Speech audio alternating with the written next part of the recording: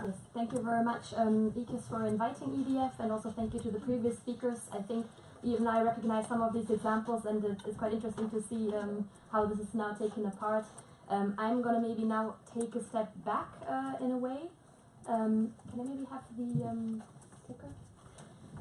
Because we heard in the introduction, so freedom of movement is a reality for all EU citizens today, but I have to say that actually that is not true. If we talk about citizens with disabilities, unfortunately, even after 60 years, freedom of movement is not a reality, and there are still many problems. And I'm going to introduce a little bit what are the main concerns. Then I will introduce the EDF campaign, what have we done.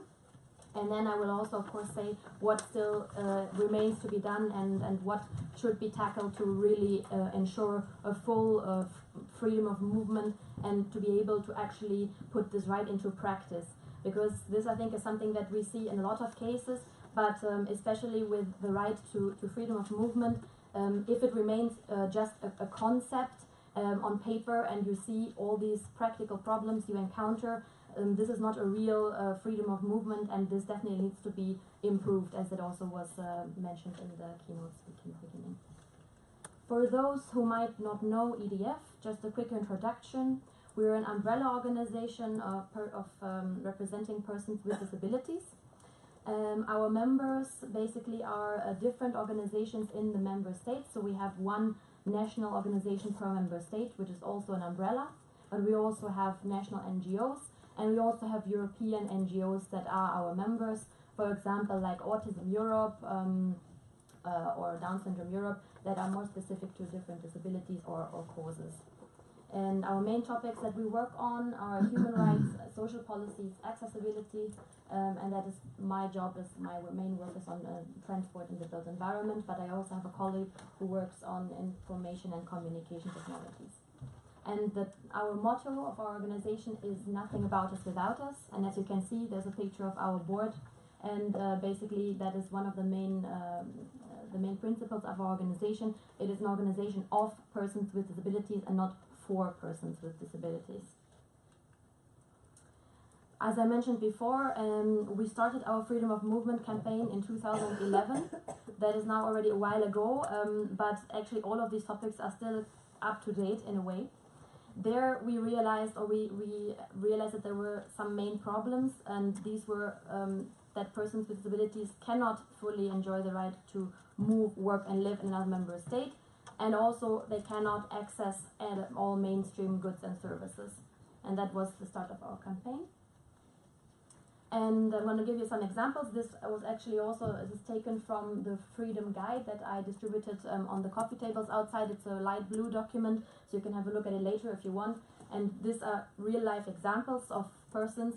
For example, in this case, that an Erasmus student was able to participate in Erasmus, which is great, and enjoyed really the time that he had there. But the issue was that he could not transfer his personal assistance, which he needs, and that means he has to live with his mother, which you can imagine if you go in Erasmus is not the coolest thing ever. So there are really problems that you have the right in your national system to a certain amount of number of hours, for example, paid for personal assistance. You might need it only for a couple of hours per day. Some people need it 24/7. But in this case, the problem is that you cannot take it out of the country. You immediately seize the right to this personal assistance, or you can find some, let's say, informal arrangements as this person did. And this, for example, also applies to interns that only move abroad temporarily, which is a big problem because in that case you don't actually register with your national social security system when you move, because it's only for a couple of months. So we also have these problems a lot. Another example is another person from Finland who actually declined a job offer because the school in the new member state would not accommodate the needs of his son. And this is also something that we have a really big difference of what is actually provided in the different member states. So if you receive a certain support or you have special support, in this case in schools in Finland, this is not automatically a given if you move to another member state. And there are huge differences to what you actually can obtain. And of course, you think twice if this is very important to you. You might not move to another member state because you are not sure what will expect you, how will you deal. Anyways, it's stressful to move in a new job, new environment, and this, in this case for Antti, basically made the difference for him, decision not to move and take this other job. Another example is more to the recognition of the disability, the status of disability, because even if you're not an expert on disability rights, I mean, you know from your own countries maybe, you have different ways of proving your disability. So in most cases this is still done in quite old-fashioned way, in a way of a medical exam. But even then, who decides if you're disabled or not? It's usually the national authorities, and this is really a very wide variety of factors and indicators, and in some cases this is not at all harmonized. So in this case, this person from Lithuania was complaining because she had a colleague visiting, and the problem is that her disability card from Lithuania was recognized when she went to the museum, but her colleague, even though he was also disabled, and it even happens in some cases that it's even a person in a wheelchair or something very visible, that still they would not get the same discount or the same ticket as the person from that country.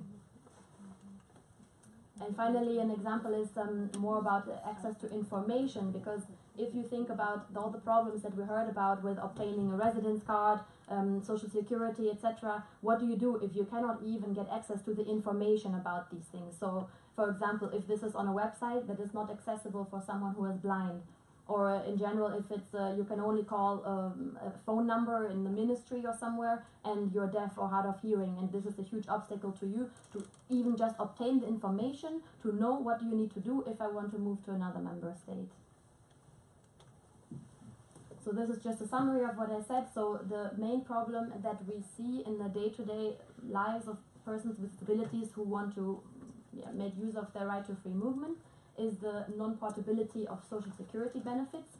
And in some cases it's even so extreme that even the moment that you leave the territory, you completely lose the right to any kind of support. So your disability benefit or your unemployment benefits, and this is of course a huge obstacle also because if you can imagine you have a disability and you rely on these payments or this support, and then the fact that if you try and find another job you might lose it is already really a huge level of insecurity that a lot of people would not like to even try.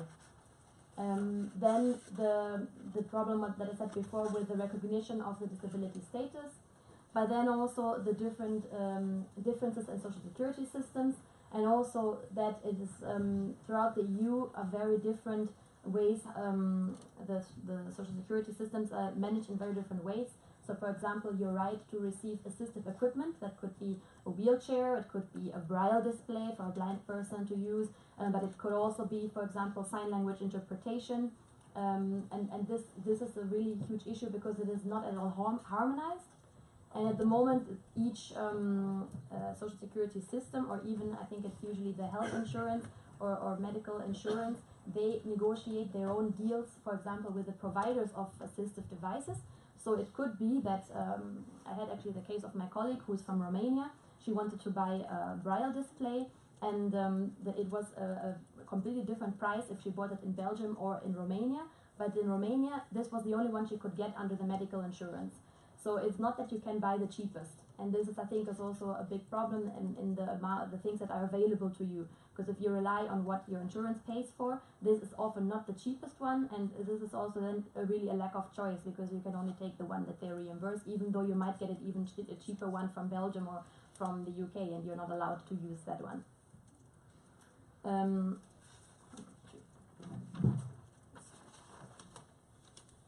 And so then what I mainly work on is the lack of accessible transport and built environment, obviously, because if you cannot even get on the train, how do you even want to move? So I think that is quite obvious. And the same with the access to information. There I talk mainly about information and communication technologies, but maybe also something I actually didn't put, but I think it's so fundamental that maybe I didn't even think about putting it, but that of course often persons with disabilities also are part of the poorer part of the population, and that actually just the idea of traveling is kind of unrealistic if you really survive on a minimum, and I think you really try to just get your daily life in order. I think traveling or going on holidays or even moving to another country is something of a bit of a utopia. So this I think is also a big issue that maybe I haven't put here sufficiently. So this is the freedom guide I mentioned earlier.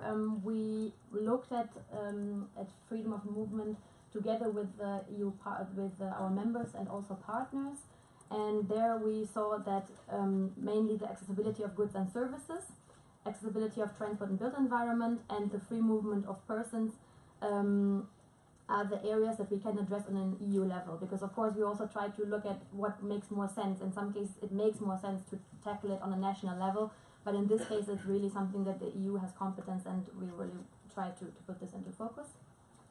And so the top demands that we had were to publish the European Accessibility Act, that is a law on accessibility of products and services, and the introduction of a disability card, which would, for example, harmonize this problem of the different disability statuses and recognition, so that you can have the same card in any member state and you show it when you go to the cinema, and then they know that you're disabled, and you either get a discount or you can get the special the seat that is available for persons with disabilities. Then our other demand was the adoption of a directive on accessibility of websites, and in the end the inclusion of accessibility as an award criterion for public procurement and also for other EU funding such as the structural funds, but also, for example, in transport, trans-European networks. That was something we campaigned for from there. And so what has been achieved, that was actually something already we did last year, so it's 5 years actually now, it's 6 years on. So the publication of the Accessibility Act, we achieved, the proposal was published, and at the moment is being discussed in the European Parliament, and also in the Council, and we are hopefully, we hope that within the latest next year we will have the law adopted. The next one, the disability card. There a pilot project has been launched, but it actually only includes 8 member states, so we're happy about this project, but of course we want to widen it, so it's an okay start, let's say, but it can definitely be widened, because at the moment it focuses more on tourism, whereas we would also like to include transport, because this is at the moment one of the most complicated issues. In many member states, for example, blind people receive a free transport ticket, but this is only for blind people, not for other persons with disabilities, and also it only applies, of course, in their own country, and as soon as they cross the border this is also void, so we would like to look at more transport related benefits. The adoption of the directive on accessibility of websites, yes, check, has been published and adopted, entered into force last year in December, so there we were very happy about this, and actually it was even more than what we campaigned for, because it now also includes mobile applications, which at the time of the drafting directive was probably not such a big issue, but is something very important to us. And finally, inclusion of accessibility as award criterion. Yes, this has also been achieved. This was actually one of the first things that happened after our campaign, and so there we already have it included. But again, it is included, but it only is a voluntary, of course, criterion, and also it does not actually explain in detail what does it mean, accessible or accessibility. So this is something at the moment we work on, and this is also the aim of the Accessibility Act, is to give more actual content to the word accessibility and fill this with concrete requirements. This is something we work on at the moment, and it's a huge piece of work, you can imagine. So this is great, we are very happy, but of course there's still a lot to do. And we see especially the implementation and enforcement of existing legislation, as was also mentioned before, is really, there's a huge variety in different member states, and so at the moment we don't have any concrete infringement procedures, or at least not that I'm aware of. I know in transport there have been a few, but in general there's a little bit of a lethargy. We can see this, and this is often something we have to push for a lot. So for sure this can be improved. Then of course the adoption of the Accessibility Act, but also widening the disability card scheme, as I mentioned earlier, and also stricter controls and monitoring of the EU funding.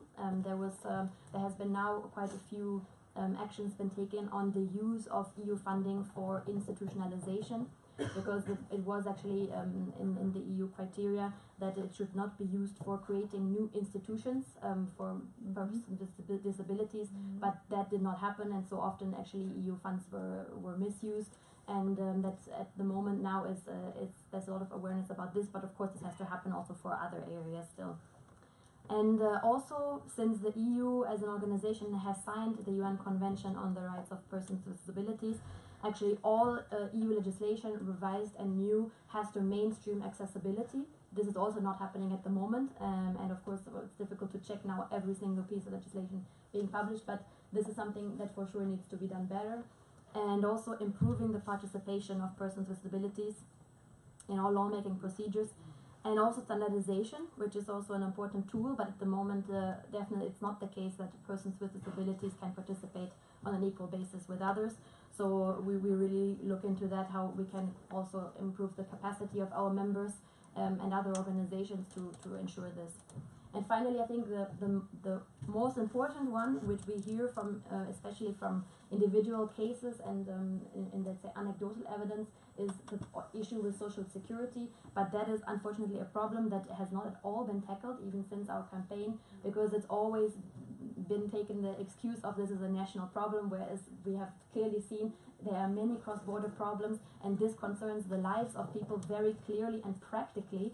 And also the fact that it's often, you sometimes don't know exactly even how in your own member state the system works and why certain things go in a certain way. It makes it even harder if you have to then think, how do I transfer this to another member state? Plus the fact that it really defers people from taking the step, which might not be obvious for many people anyways. So I think we really would like to focus on this more, to ensure that the free movement is the reality for everyone, and that this also can be used in practice and help people to develop really this EU identity and really make use of this EU citizenship. Thank you.